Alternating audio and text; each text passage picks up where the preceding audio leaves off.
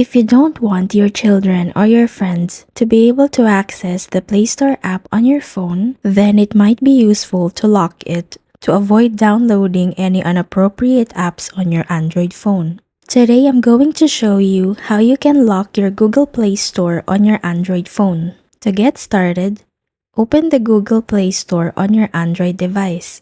On the top right corner, click on your profile, scroll down and choose Settings, select Family, under Parent Control and Parent Guide, and then select Parental Controls. Tap Parental Controls are off, and it will ask you a PIN to change settings for Parents Controls. And when you're done, just click OK. And now that it's turned on, you can select the apps or games that you wanted to restrict. You can choose to allow the restrictions rated for 3+, 7+, 12+, 16 plus or 18 plus. You can also choose allow all, including unrated. However, it is the least restrictive. For example, you have selected the rated for 3 plus. It will only restrict your apps and games on your Google Play Store rated for 3 plus.